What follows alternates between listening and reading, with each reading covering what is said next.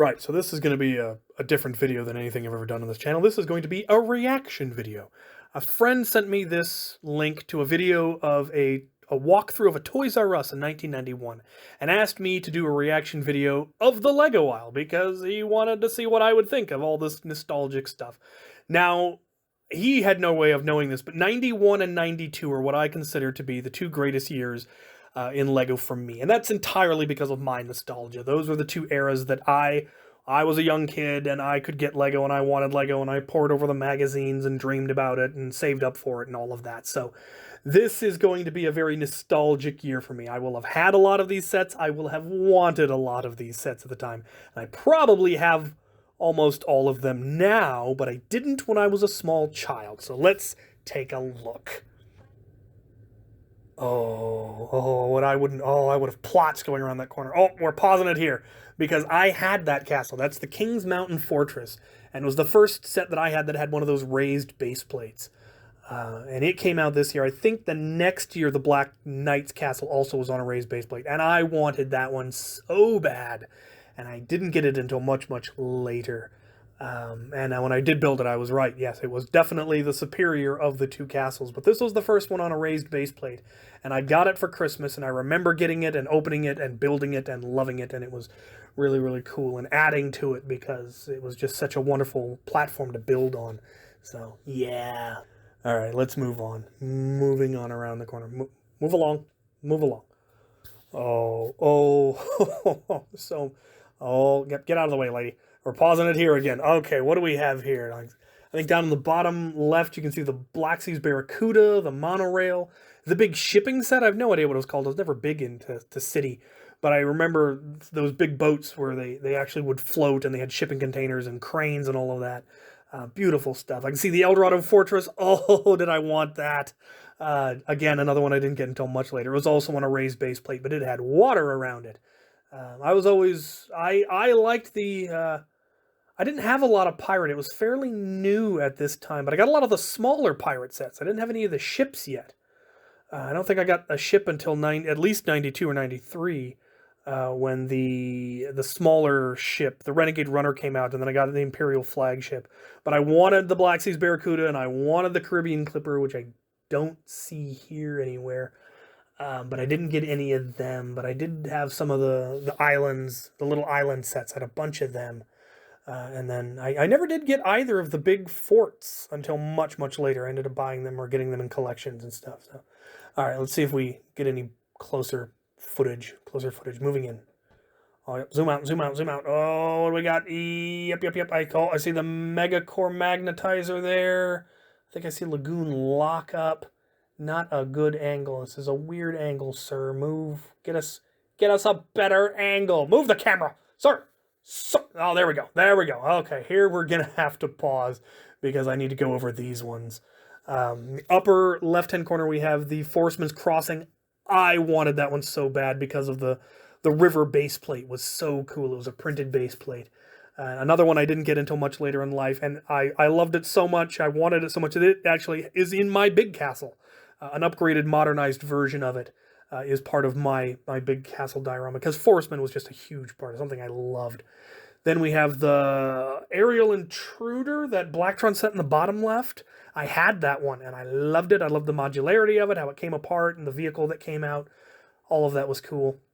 The next one over is Lagoon Lock-Up. I did not have that one, but I wanted it because it was just neat. I particularly wanted the boat with the little sail. And then I want the one above that. This represents a failure of my childhood, where when the epiphany happened, I felt like such an idiot.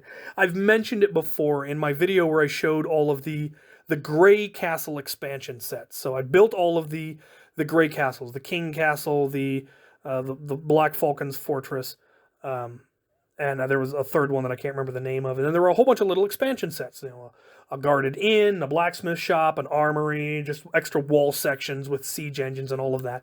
And it allowed you to expand and mix and match and just build the coolest stuff. This set, that upper one, I think it was called the Knight's Stronghold, was an expansion for the Black Monarch's Fortress, which was a black-walled castle instead of the gray-walled castles. And I had the Black Monarch's castle. I haven't seen it here yet. It might have already been It might have been getting phased out at this point. But that was an expansion for it. And I had both the Black Monarch's castle, and it was my favorite castle, and I had this set. But by the time I got this set, I had already disassembled the Black Monarch's castle and rebuilt larger castles with it and so on. It never occurred to me that this was an expansion for it. And many years later, I finally did rebuild them both. And I discovered that whoever designed this set did a very poor job, because it doesn't connect into the Black Monarch's castle very well. The walls don't line up. The parapets don't line up. It was just, it was weird that when I finally did it, that, I'd spent all this time feeling like a fool because I'd never realized that they connected. And then when I connected them, it was like, it's almost like they weren't supposed to. And it was just bizarre. And I will have to do a video on that where I will build this one by the book. I already have the Black Monarch's castle built. And I will show how they don't line up, and then I'll probably do either part of that video or a separate video. I will modify this so that it does line up, because it's not that difficult to make it line up. And it was so weird that they got it wrong. So, yeah, that's my thoughts on those ones. They're smaller sets, they're mid-range sets, but they were really good ones. So, moving on. Move along. There we go.